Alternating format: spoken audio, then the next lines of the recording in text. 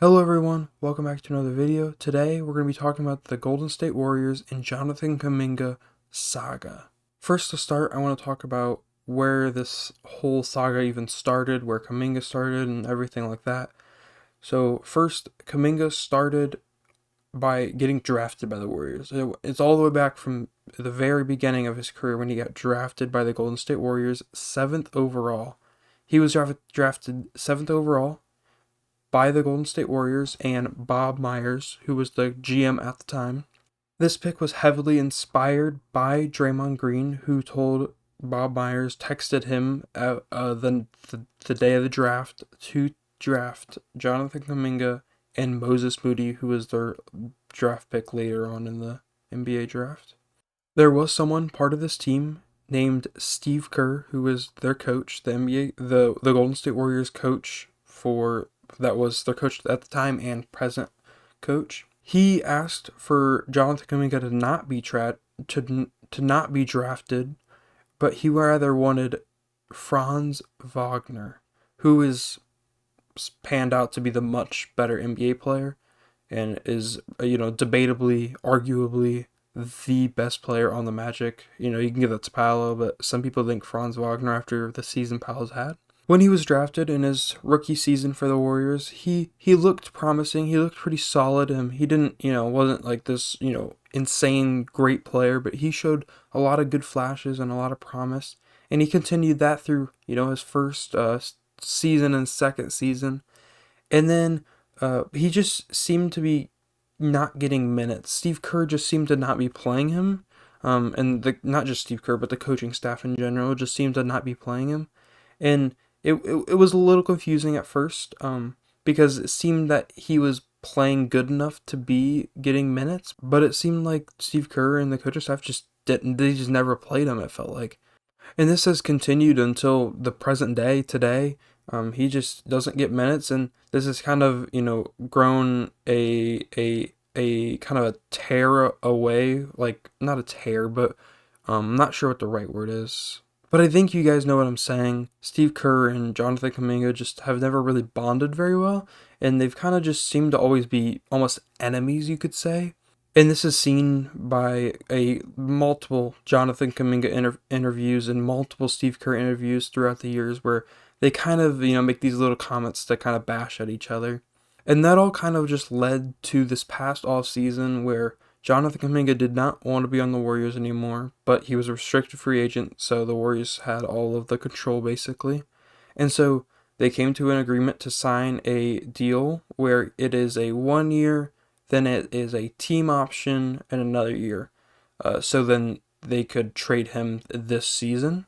But because of how long the trade took, they were not eligible to be traded until January 15th, which, as you guys can tell if you look at the calendar, has now passed. So on January 15th, Jonathan Kuminga, became available to be traded, and he wasted no time. On the 15th, he requested a trade. He didn't just request a trade, he demanded a trade, actually, which we could all expect as things have went on. If you've paid attention to the NBA, you could probably expect that he was going to be requesting a trade / demanding a trade because of the situation that's going on, this saga. And with this trade demand and this eligibility to be traded, a lot of news has come out since then. Actually, on that day, the 15th, there was a lot of news that came out, including some news I already told you. Steve Kerr did not want Kuminga and he wanted Franz Wagner, rather, which I already told you that. And Draymond texted Bob Myers to draft Kuminga and Moody, which I told you. But another thing that has been kind of been told because of this trade demand was that insiders insiders inside of the Warriors organization have said that the vets, including, Draymond, Steph, Jimmy Butler, those vets just do not like Jonathan Kuminga. But Draymond Green, in like interviews and through social media and stuff like that and podcasts, has said otherwise. He's said that that's just not true. So not too sure what to believe here. I'm not sure if that's just Draymond trying to, because he was someone that was really like telling telling the front office to draft Kuminga, if he's just trying to kind of stick by that, or if it really is just not true and the vets do like him. I'm not too sure. But no matter what, if the vets like him or don't like him, it doesn't change the fact that Jonathan Kuminga has basically no value. I mean, just not many teams are looking at him. Some of the few teams that are rumored are the Dallas Mavericks. Apparently have mutual interest with Kuminga, so Kuminga likes the thought of the Mavs, and the Mavs, have interest in Kuminga. There's also been rumors that he could be traded to the Kings. The Kings have interest in him, reportedly. And there's also a lot of rumors about the Brooklyn Nets. Another thing that doesn't really help the value and the amount of teams that Kuminga has looking at him is what the Warriors want in return for him. They say that they want expiring contracts, and they really don't care to have these long-term contracts, these long-term valuable pieces. They say the only way that they will take a long-term contract like that is if there's a lot of picks involved that, they're receiving, or if they're receiving of someone, very valuable. I would assume that's Giannis Antetokounmpo, or I'm not sure if that includes a Michael Porter Jr., a Lauri Markkanen, or a Anthony Davis even. I'm not sure if that's in the realm of possibilities or not for them, but there's definitely something to be looking out for. But looking at the Kings, a possibility for a trade could be a Malik Monk in a first round pick, or a Malik Monk and Keon Ellis. I'm not sure if the Kings were going to be willing to give up a first round pick for Jonathan Kuminga, especially with how bad their franchise has been.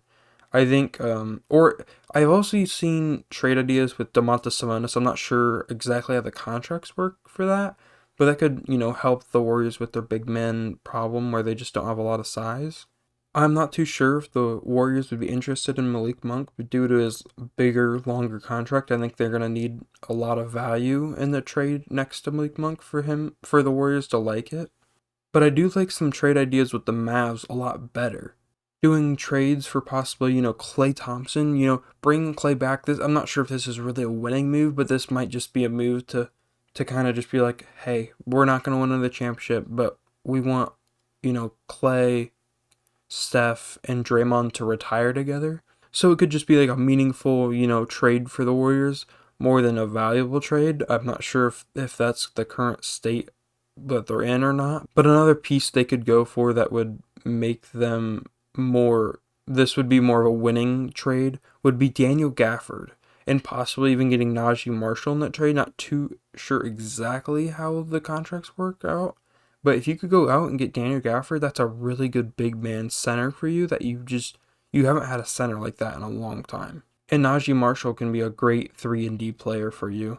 And that third team that has some rumors around it is the Brooklyn Nets, with possible Michael Porter Jr. trades, which I do want to say that the Warriors have not talked to the Nets in over a month. That came out on the 15th when the trade demand went down. But that doesn't mean that the trade is just, out of possibility. I think there's still a lot of possibility for a Michael Porter Jr. trade, which I'm not sure how much the Warriors will have to give up to get MPJ, and I'm not sure how much the Warriors are willing to give up. But a possible trade that you could put together would be Jonathan Kuminga, Moses Moody, Buddy Hield, and then picks, 1 pick, 2 pick. I'm not too sure exactly what the value is. But the Nets did say they want to trade Michael Porter Jr. this trade deadline, so this could be a possibility. I just feel like they probably are able to get some more value out of a different team, especially with Kuminga's value being so low. But that is all I have for the Jonathan Kuminga trade, saga that's going on the trade request. I will definitely be making a video when this trade finally breaks, because the trade will break this trade deadline 100%. I think there's very, very low possibility that Jonathan Kuminga is on this team still after this trade deadline. But that's all I have. So if you guys could like and subscribe, that would be amazing. Would mean the world to me. Thank you for watching. I'll see you guys next time. Peace.